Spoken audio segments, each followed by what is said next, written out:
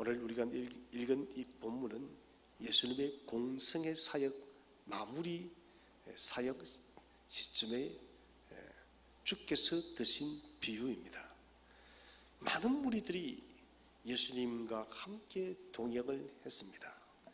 그들이 예수님을 따랐던 것은 예수님의 사역을 통해서 나타난 수많은 이적과 기사들, 신비로운 일들이 굉장히 많았다는 것입니다.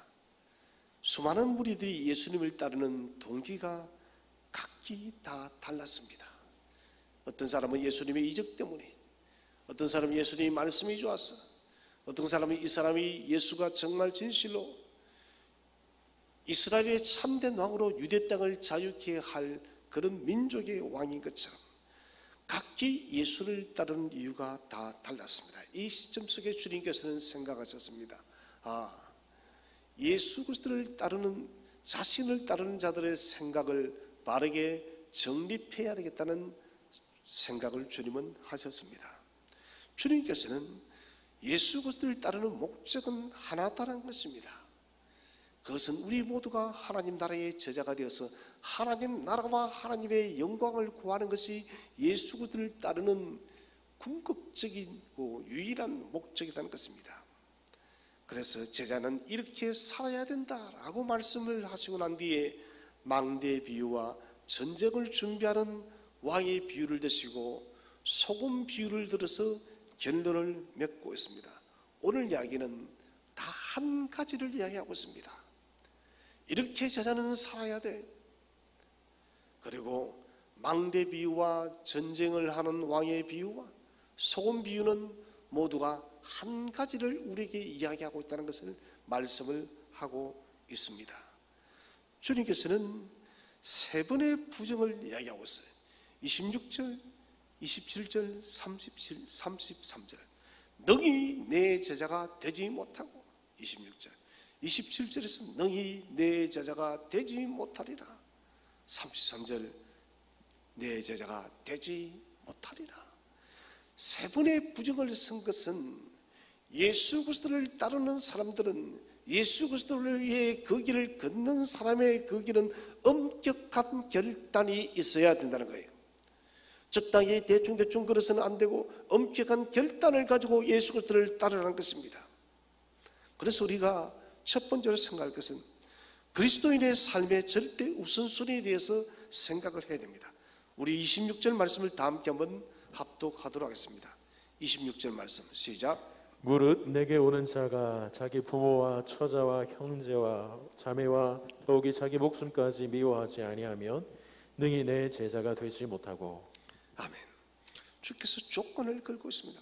무릇 내게 오는 자가 자기 부모와 처자와 형제와 자매와 자기 목숨까지 미워하지 아니하면, 이 과장법의 미세오라는 말입니다. 이 말은 덜 사랑하지 않으면, 자기 부모와 처자와 형제와 자매와 자기 목숨까지 덜 사랑하지 않으면 너희 내 제자가 되지 못한다는 것입니다. 이 말은 가장 절대적 우선순위에 무엇이 놓여야 될 것인지를 우리에게 말씀을 하고 있다는 것입니다. 가장 절대적 우선순위에 놓여서는 안 될 것들이 무엇이냐?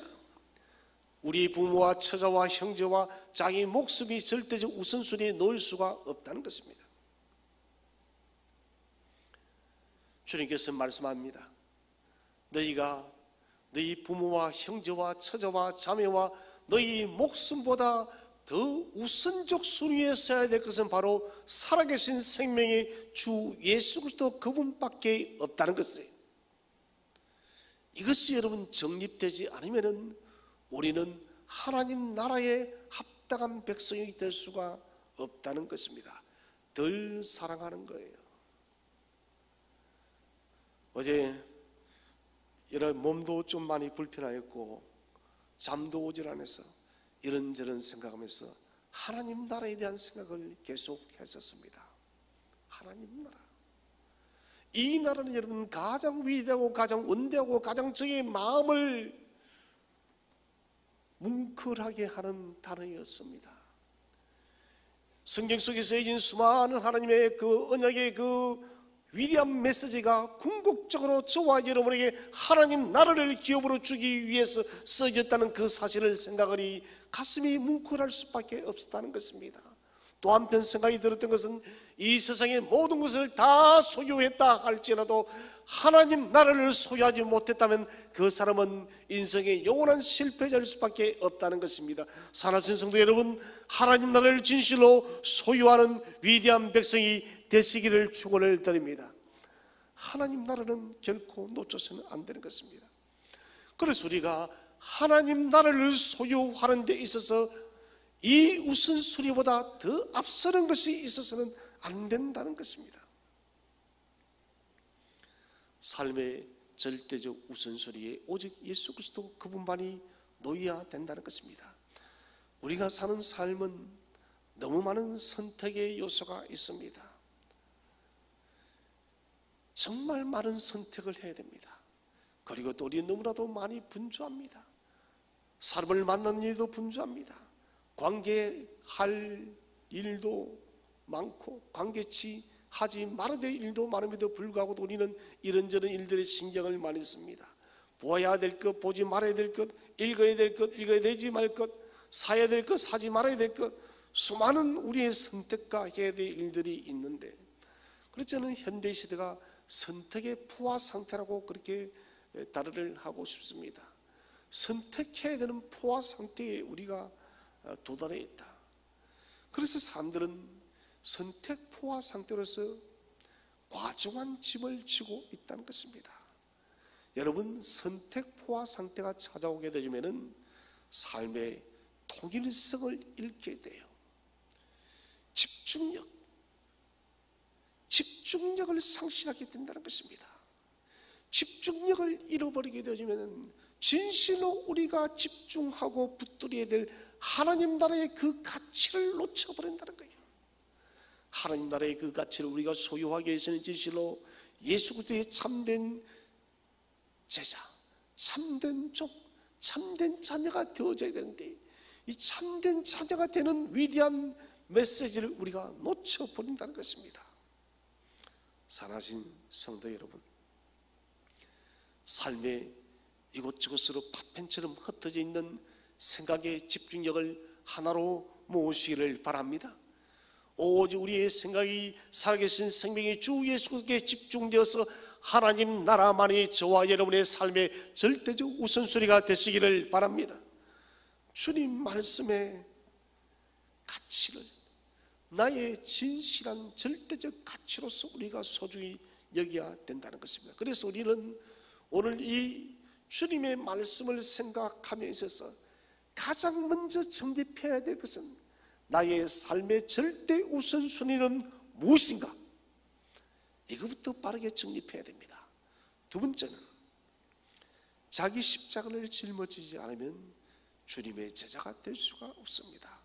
우리 27절 말씀을 다 함께 한번 읽어보겠습니다. 27절 시작. 누구든지 자기 십자가를 지고 나를 따르지 않는 자도 능히 내 제자가 되지 못하리라. 너희도 내 제자가 되지 못하고 자기 십자가를 지고 나를 따르지 않는 자도 능히 내 제자가 되지 못하고. 자기 십자가, 우리 인생 모두에는 다 주님께서 부여하신 각자의 십자가 있다는 것입니다. 예수 그리스도를 따르는 참된 제자가 되어서 하나님 나라를 소유하기를 원하는 사람은 어떤 고난도 감수하라. 어젯밤에 저는 그렇게 또다시 생각이 들었습니다. 내가 하나님 나라를 소유할 수 있다면 나는 나의 모든 것을 다 잃어버려도 괜찮다는 것입니다. 내가 세상의 모든 것을 다 소유했다 할지라도 하나님 나라를 소유하지 못한다면 그것은 가장 비극적인 인생이라는 것입니다. 하나님 나라를 얻을 수 있다면, 하나님 나라를 소유할 수 있다면 나는 나의 모든 것을 다 헌신하고 다 바쳐도 아깝지 않겠다. 밭을 갈던 농부가 밭을 갈다가 보화를 발견하지 않습니까? 그는 그 보화를 사기 위해서 자신의 모든 것을 다 팔아서 그 전답을 샀습니다. 여러분, 하나님 나라는 이것보다 더 큰 가치가 있음을 믿으시기를 바랍니다. 내 모든 것을 다 팔아도, 내 모든 것을 다 잃어버린다 할지라도 절대 여러분 손해보지 않는 것이 위대한 하나님 나라다는 거예요. 그래서 예수님께서는 너희가 하나님 나라를 소유하기를 원하느냐? 그러면은 나의 참된 제자가 되렴. 나의 참된 제자가 되기 위해서는 너희는 고난도 감수해야 된다. 주님께서는 당신이 십자가를 친히 지셨습니다. 누구든지 자기 십자가를 지고 나를 따르지 않으면, 주님은 인류의 죄악을 다 용서하기 위해서, 우리의 죄악을 용서하기 위해서 당신은 성부께서 짊어주신 저주의 십자가를 친히 짊어지셔서 하나님 나라를 완성하셨습니다. 주님께서 십자가를 짊어지심을 통하여서 하나님 나라를 소유하기 위해서는 어떠한 고난이 필요한지를 우리에게 말씀하고 있다는 것입니다. 여러분, 십자가란 것은 사실 무거운 것이에요. 십자가란 것은 힘겨운 것입니다. 그러나 이 십자가는 다른 사람이 질 수가 없는 것입니다. 나만이 지어야 되는 거예요. 저와 여러분 각자 개개인에게 주님은 각자의 십자가를 맡겨주셨기 때문에 우리가 하나님 나라를 소유하기 위한 진실한 참된 제자가 되기를 원한다면 우리는 우리에게 각기 부여주신 주님의 십자가를 짊어지시기를 바랍니다. 벗어버릴 때 우리는 주님의 제자가 될 수가 없습니다. 벗어버릴 때 우리는 하나님 나라를 소유할 수가 없습니다. 여러분, 그러므로 십자가를 짊어진다는 것은 영광이요 기쁨이요, 십자가를 짊어진다는 것은 하나님 나라를 소유하는 위대한 감격이라는 것을 잊지 마시기를 바랍니다. 십자가를 짊어져야 돼요. 세 번째는 모든 소유를 버릴 수 있는 믿음의 결단이 있어야 합니다. 우리 33절을 다 함께 읽어보겠습니다. 시작. 이와 같이 너희 중에 누구든지 자기의 모든 소유를 버리지 아니하면 능히 내 제자가 되지 못하리라.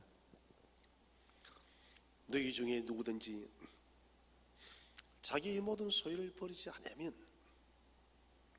능히 내 제자가 되지 못하리라. 소유를 버리라.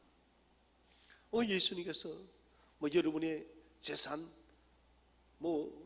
전답, 이것을 다 버리는 것이 아닙니다. 소유라는 것은 사람의 욕망이에요.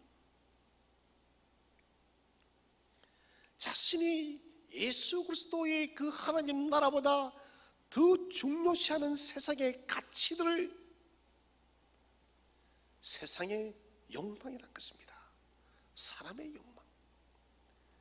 여러분, 사람의 욕망은 끊임이 없습니다. 권력에 대한 욕망들, 물질에 대한 욕망들, 이 욕망들이 불처럼 늘 타오릅니다.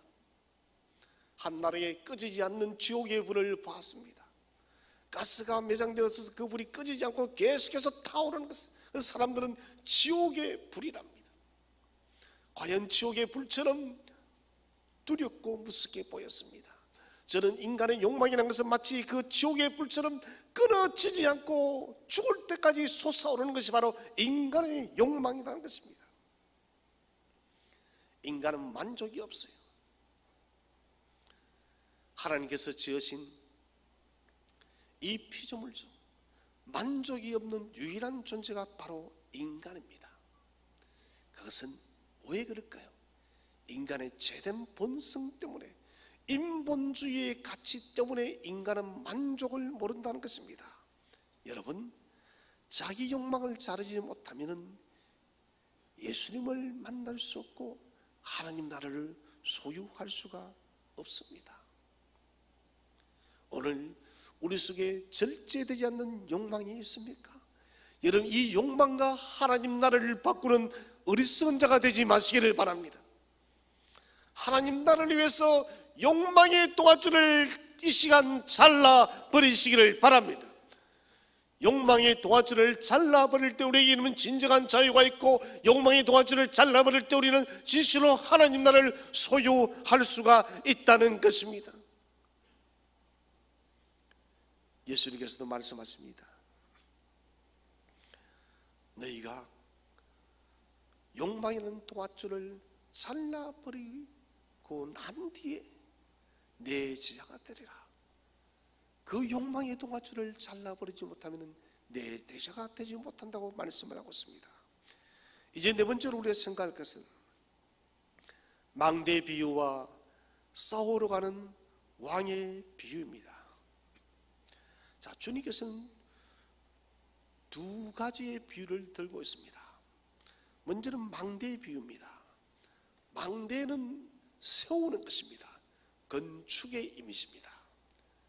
전쟁을 하러 가는 전쟁을 앞둔 왕의 비유는 파괴적인 이미지예요. 전쟁은 파괴하는 것입니다. 망대 비유와 전쟁 비유는 상반된 이미지를 비추고 있습니다. 망대는 세우는 것이고 전쟁은 파괴하는 것입니다. 이것은 그리스도인은 이렇게 살아가는 것입니다. 그리스도인은 하나님 나라를 세우고 그리스도는 하나님 나라를 위해서 전쟁하라는 거예요. 이 두 가지를 우리에게 던지기 위해서 주님은 망대 비유와 전쟁 비유를 들고 있다는 것입니다.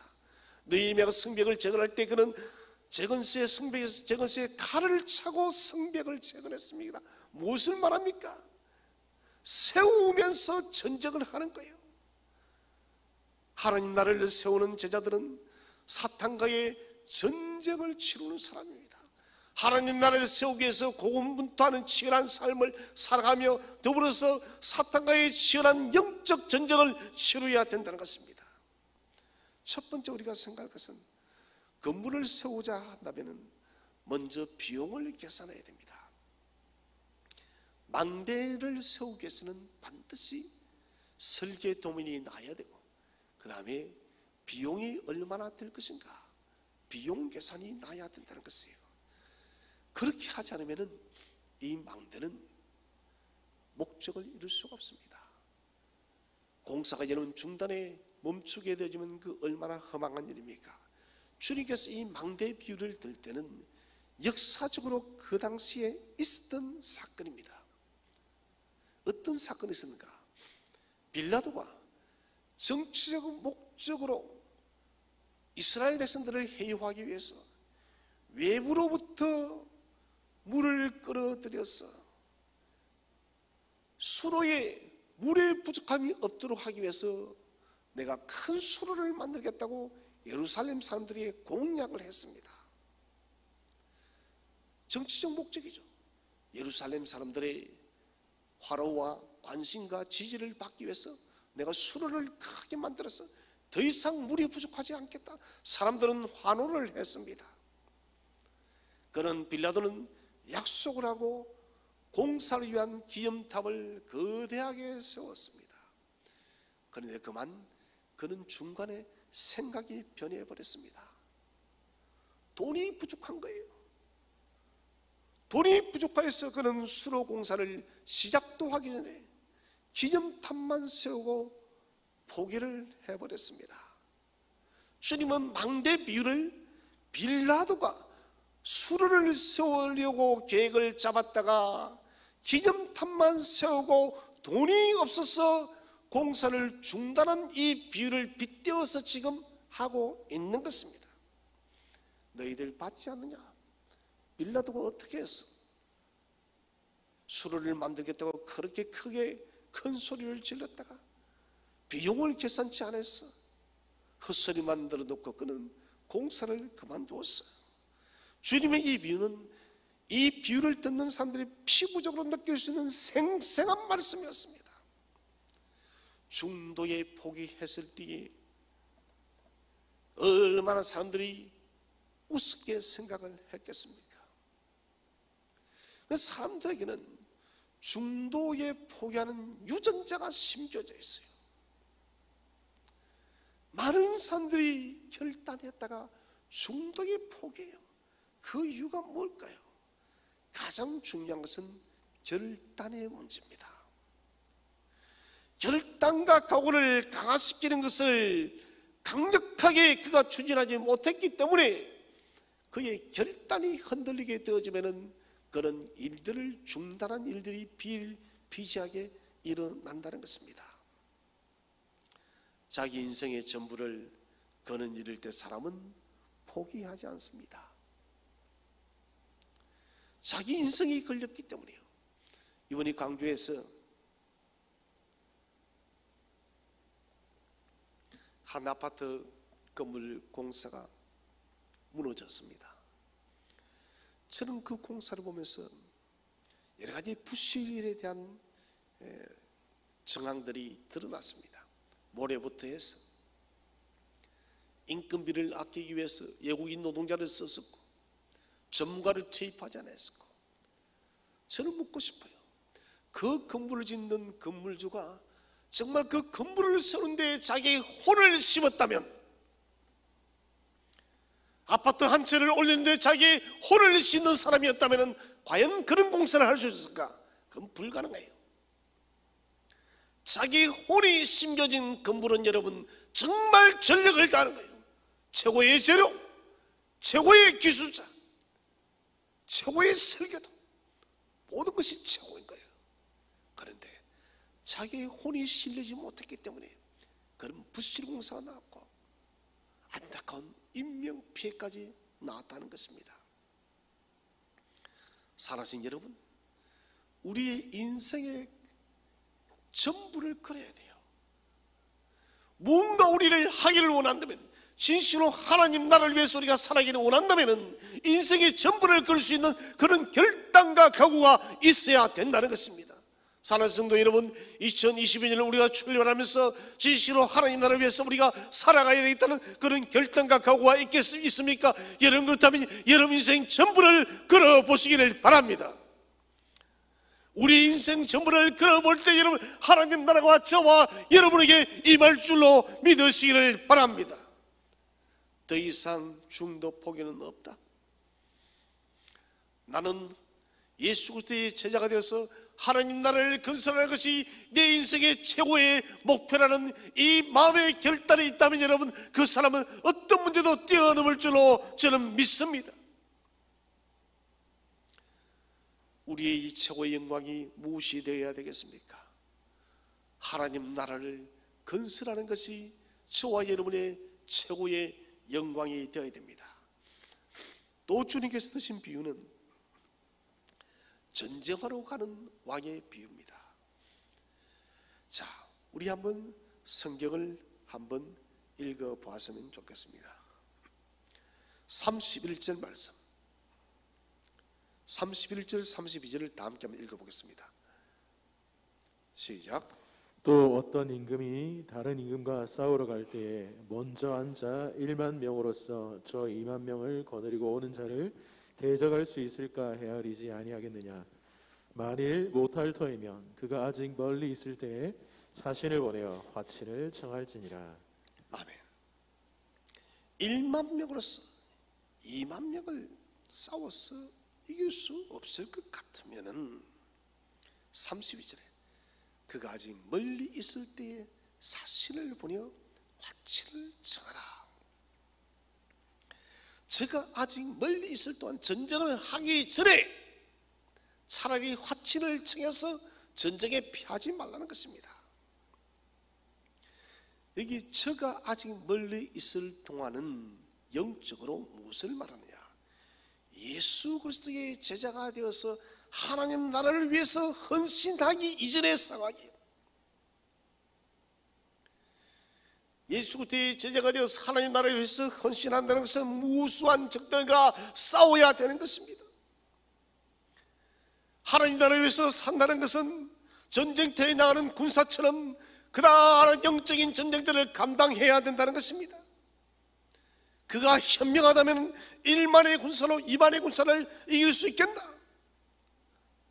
양적 질적으로 열세라면 왕은 싸움을 피해야 된다는 것입니다. 주님께서는 이 비유도 역사적인 실제를 들어서 비유를 했습니다. 역사적으로 헤롯 안티파스는 그의 동생 헤롯 빌립의 아내 헤로디아를 사랑했습니다. 동생의 아내를 빼앗고 싶었던 것이죠. 헤롯 안티파는 이미 아라비아의 왕인 아레타스 딸과 결혼을 했습니다. 그런데 그의 동생 헤롯 빌립의 아내 헤로디아가 탐이 나서 첫째 부인과 이혼을 하고 헤로디아를 탈취해서 그가 헤로디아와 결혼을 했습니다. 이 사건 앞에 큰 모욕을 느낀 아라비아 왕, 여러분 얼마나 화가 났겠습니까? 자신의 딸을 파혼시켜버리고 이혼시켜버리고 유부녀를 데리고 와서 아내로 삼았으니 얼마나 아라비아 왕이 화가 났겠습니까? 그래서 아라비아 왕 안디바가 전쟁을 일으켰어요. 이 전쟁으로 헤롯 안티파스는 박살이 나버렸어요. 초토가 되어버렸습니다. 이 비유를 지금 들고 있는 것입니다. 1만 가진 왕은 헤롯 안티바를 말하고 2만 가진 왕은 아라비아 왕을 이야기하고 있는 것입니다. 안티파스가 이길 수 없으면 아라비아 왕 앞에 무릎을 꿇고 용서를 구하고 화친을 청해야 되는데 무식하게 그러지 못하고 싸우다가 죽었다는 거예요. 수많은 사람들이 고통을 당했다는 것입니다. 이것은 망대 비유보다 더 큰 재산의 손실이 일어납니다. 생명의 문제입니다. 비유가 더 강화된 거예요. 망대는 단순히 재산의 손해다면 이 전쟁의 비유는 생명까지 위협을 받는다는 것입니다. 그러면은 주님께서 우리에게 말씀하는 것이, 야, 너 하나님 나라 구하는 것, 하나님 나라 제자 되는 것 이렇게 어려우니 그리스도의 제자가 되지 마라. 아주 힘들어. 하나님 나라의 일꾼 되지 마라. 이것을 말하기 위한 것일까요?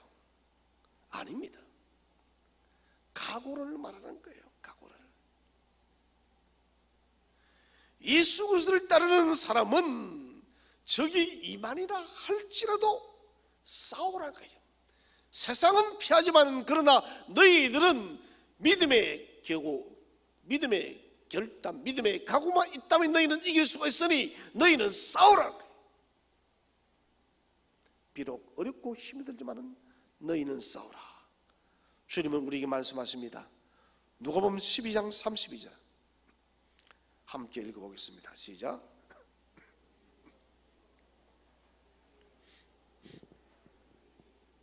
기뻐하시느니라. 아멘. 적은 무리여 무수하지 말라.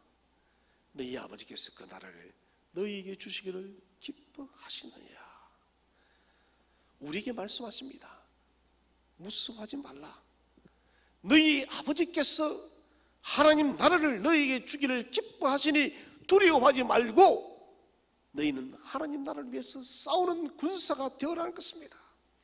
제자로 부름을 받은 사람은 구경꾼이 아닙니다. 전쟁터의 군사가 되어야 합니다. 우리 군사가 여러분 아무리 적어도 예수 그리스도가 저와 여러분을 도울 줄로 믿으시기를 바랍니다. 예수 그리스도가 우리를 도우시기 때문에 우리는 이길 수 있다는 것입니다. 우리는 6.1 전쟁을 잘 알고 있어요. 이스라엘 인구는 500만입니다. 이제 한 700만 됩니까? 그 당시 아랍의 인구는 4억입니다. 모든 전 세계는 아랍의 압도적인 승리로 끝이 나리라 생각을 했지만은 그러나 그 당시 500만의 인구로 3억의 아랍을 이겼습니다. 이 강한 힘이 어디서 대체 나왔을까요? 그것은 유대 이스라엘의 민족성에서 나옵니다. 유대인들은 경험했습니다. 전쟁에서 패배해서 나라를 빼앗기게 되지면 나라 없는 그 고통이 얼마나 큰지를 그들은 나치의 600만의 대학살에서 그들은 깨달았습니다. 나라 없이 오랜 세월을 그들은 떠돌았고 무엇보다도 나라가 없었기 때문에 600만 명의 민족의 생명들이 죽었던 거예요. 그래서 그들은 전쟁에 지는 것은 나라를 빼앗긴다는 건 차라리 죽음보다 못하는 것이다. 그래서 우리는 차라리 죽었으면 죽었지 나라는 빼앗기지 않는다. 여러분, 이 각오 때문에 6.1 전쟁에서 500만의 사람이 3억의 인구를 이긴 거예요. 마찬가지입니다. 우리에게 영적 패배에 있어서, 영적 전투에서 우리에게 여러분 주님이 함께한다면 패배가 없습니다. 주님이 우리와 함께한다면 우리에게 패배가 없다는 이 각오가 있고 이 결단이 있고 이 믿음이 있다면 여러분, 우리의 수가 아무리 작다 할지라도, 사탄의 수가 아무리 많다 할지라도 저와 여러분은 하나님 나라의 전투에서 능히 이길 줄로 믿으시기를 바랍니다. 이기는 거예요. 가나안 땅을 정복할 때도 여러분, 가나안 거주민이 있어요. 세죠. 이스라엘은 게임이 되지 않습니다. 그들은 철병거를 가진 사람들입니다. 이스라엘은 나무 작대기로 전쟁을 하는 사람들이에요. 그런데 여러분, 하나님은 가나안의 철병거를 다 무력화시키고 도리어 하나님의 자녀들의 막대기를 든 그들의 초라한 군사들이지만 그들에게 승리를 준 거예요. 중요한 것은 누가 함께 하는 거예요.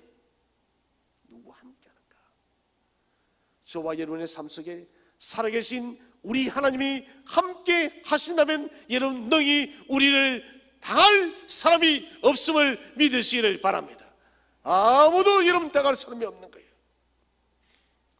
이제 5번째로 생각할 것은, 비유를 통한 주님의 메시지는 뭘까요?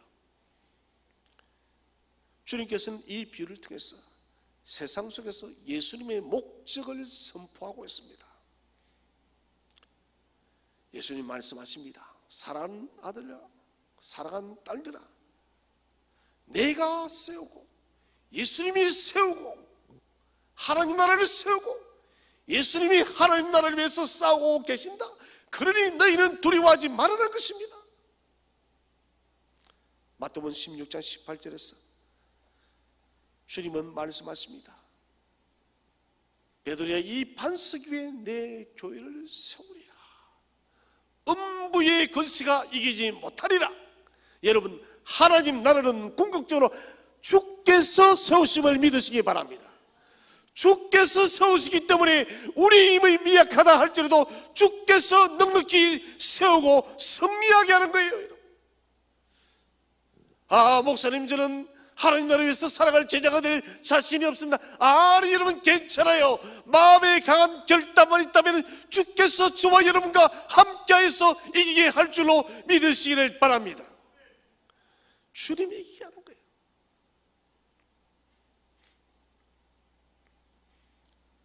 예수님은 교회를 통해서 하나님 나라를 세우고 궁극적인 나라까지 세워갔습니다. 이 땅의 수많은 문제와 영적인 싸움을 치러가야 됩니다만, 그러나 주님이 먼저 싸우고 계십니다. 예수님은 제자들이 이 땅에 하나님 나라를 세워갈 것을 강조하고 있습니다. 싸움에서 승리해라. 아니, 너희들은 싸움에서 승리한다. 음부의 권세가 이기지 못할 것이다. 이 비유의 여러분 메시지입니다.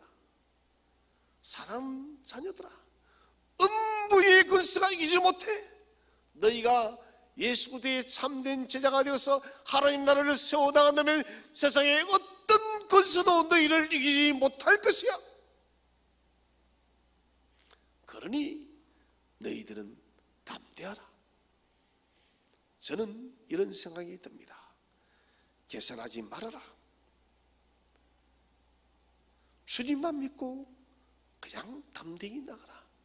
주께서 능히 이루어 주실 것이니. 강한 믿음이 중요하다 생각합니다. 주님께서는 제자도에 있어서 하나님 나라를 위해서 사는 것에 있어서 이렇게 엄격하게 정하는 이유가 뭘까요? 그것은 주님 나라가 그만큼 위대하다는 것이에요. 세상에 어떤 나라보다 위대한 나라가 하나님 나라이기 때문에 너희는 그 나라에 걸맞는 사람이 되라는 것입니다.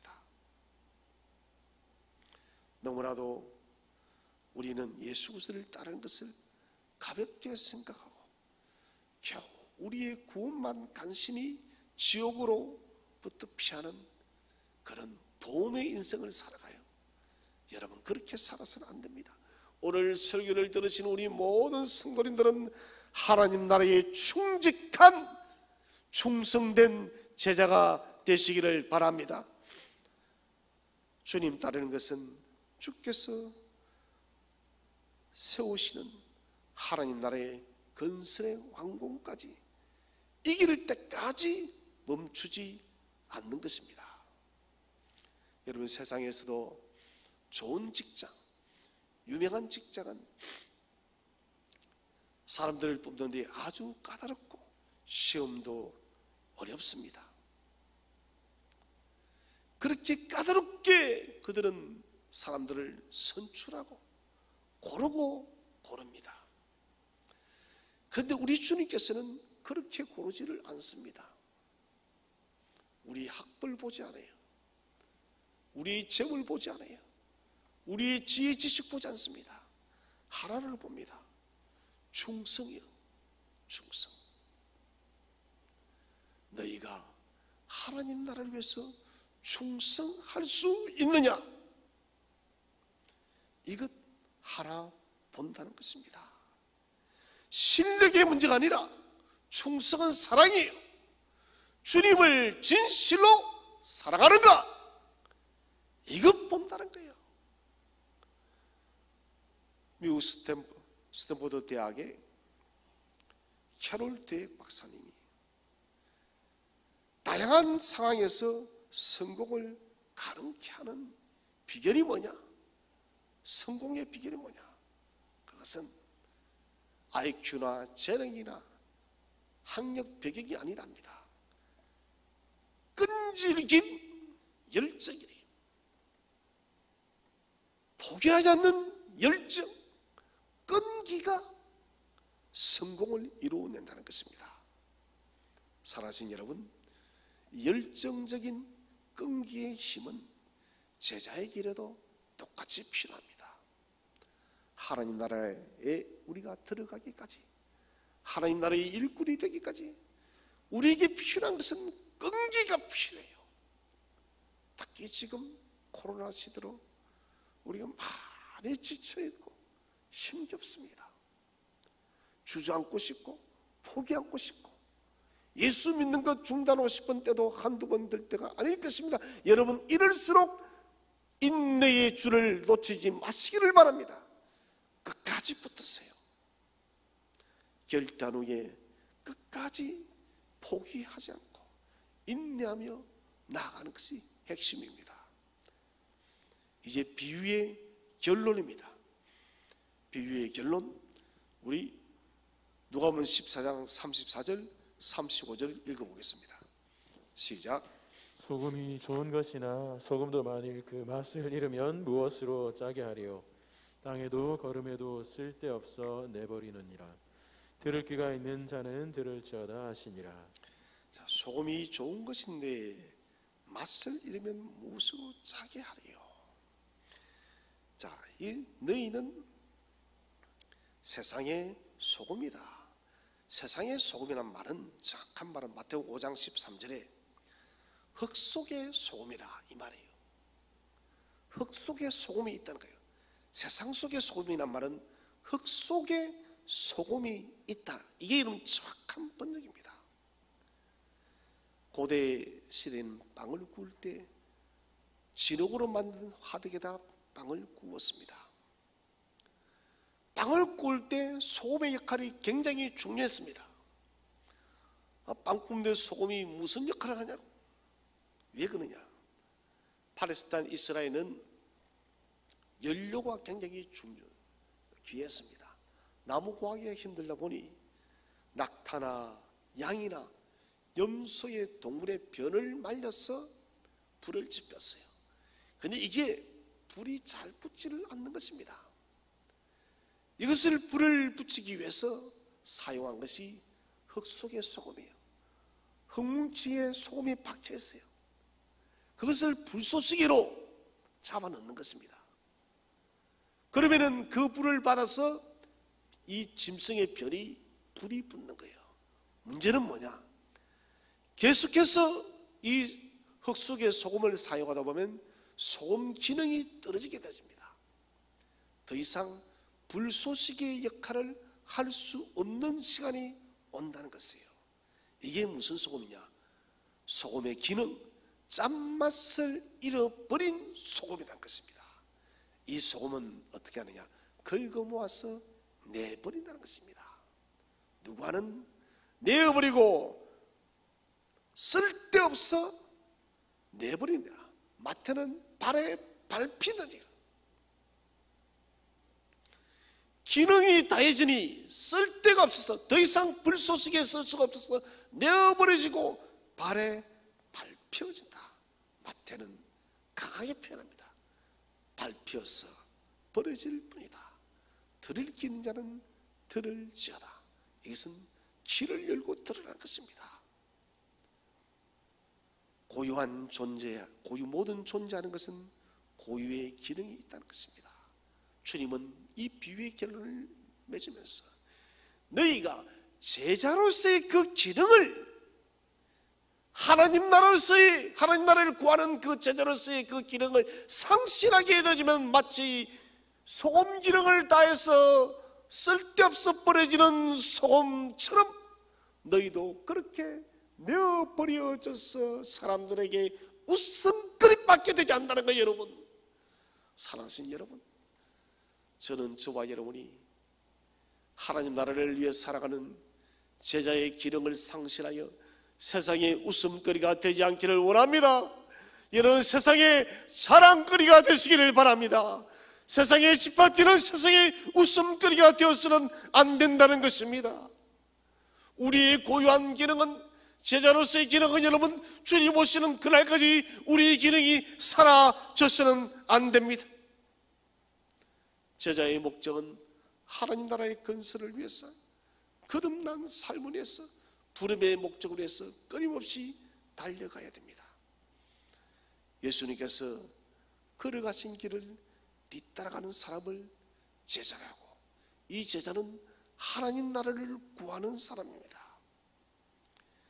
제자의 출발은, 하나님 나라를 구하는 사람들은 자기 부정을 통해서 주님을 무조건적으로 따르는 사람입니다.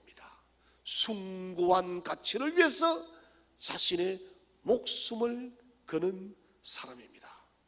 사랑하신 성도 여러분, 오늘 비유의 결론을 기억하시기 바랍니다. 소금이 짠맛을 잃으면 쓸데없어서 버려지고 마태는 사람들의 발에 밟혀질 뿐이니라.